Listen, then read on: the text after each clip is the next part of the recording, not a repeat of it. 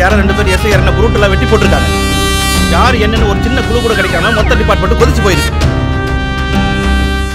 +2 exam எழுத போகிற என்னுடைய ஆல் மை சகலைஸ் அண்ட் ரகலைஸ் எல்லாருக்குமே ஆல் த வெரி பெஸ்ட். சும்மா ஜாலியாக போய் எழுதிட்டு வாங்க. ஸோ உங்களோட கனவுகள் மெய்ப்பட ராம்ராஜ் மணி நாணியங்கள் அந்த மாதிரிலாம் சொல்ல மாட்டோம். உங்களோட எல்லா ட்ரீம்ஸும் ட்ரூ ஆகிறதுக்கு எங்களுடைய டீம் சார்பாக வாழ்த்துக்கள்.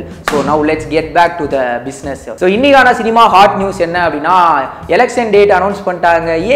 ஏப்ரல் 18ஆம் தேதி எலெக்ஷன் வந்து நம்மளுடைய தமிழ்நாட்டில் நடக்க போகுது. அண்ட் இதுக்கான ரிசல்ட் வந்து மே 23 தான் தெரிய போதான். ஒரு மாசம் கேப் இருக்குது. உள்ளுக்குள்ள என்னெல்லாம் கோல்மால் பண்ண போறாங்கிறது தெரியல. ஸோ அதை வச்சு அடுத்து முருகதாசர் ஒரு படமே பண்ணாலும் பண்ணலாம். பட் அந்த சமயத்தில் ரிலீஸ் ஆக வேண்டிய ஒரு சில திரைப்படங்கள் வந்து தள்ளி போகுது. அதுல முக்கியமான திரைப்படம் வந்து சன் பிக்சர்ஸ்னுடைய டிஸ்ட்ரிபியூஷன்ல வரக்கூடிய இந்த காஞ்சனா 3. ஸோ இந்த காஞ்சனா 3 திரைப்படம் வந்து தமிழ் புத்தாண்டை டார்கெட் பண்ணி அவங்க வச்சிருந்தாங்க. பட் அந்த படம் வந்து மே 1 நாங்கள் மிஸ்டர் லோக்கலோட 1-on-1 வந்து நாங்கள் கிளாஷ் பண்ணிக்கிறோம் அப்படின்னு சொல்லிட்டு அவங்க பேக் அடிச்சிட்டாங்க. இப்போ வந்து ஏப்ரல் 12ஆம் தேதி ஏஎல் விஜய் சரோட 2 திரைப்படங்கள் ரிலீஸ் ஆக வேண்டியதா இருந்தது. ஒன்னு வந்து வாட்ச்மேன், இன்னொன்று வந்து தேவி 2. இது ரெண்டுல கண்டிப்பா ஏதாவது ஒன்னு வந்து பேக் அடிச்சுன்னு ஏதாவது ஒன்று தான் ரிலீஸ் ஆகும் அப்படிங்கிற மாதிரி எதிர்பார்ப்பு இருக்கு. அது எல்லாத்துக்கும் மேல நம்மளுடைய புரட்சி தளபதி விஷால் அவர்களுடைய அயோக்கியா வந்து ஏப்ரல் 19ஆம் தேதி ரிலீஸ் பண்ண போறதா அவர் சொல்லியிருந்தாரு. சோ எலெக்ஷன் 18ஆம் தேதி, சோ 19ஆம் தேதி அவர் சொன்ன டைம்ல ரிலீஸ் பண்றாரா இல்ல அவரும் மே 1 தான் டார்கெட் பண்றாரா அப்படிங்கிறது தெரியல. சோ இப்போ வந்து ஏப்ரல் 12 எப்படி வந்து நிறைய பிலிம்ஸ் வந்து டார்கெட் பண்ணியிருந்தாங்களோ இப்போ எல்லா டேட்டும் மே 1க்கு வந்து மாறிடுச்சு.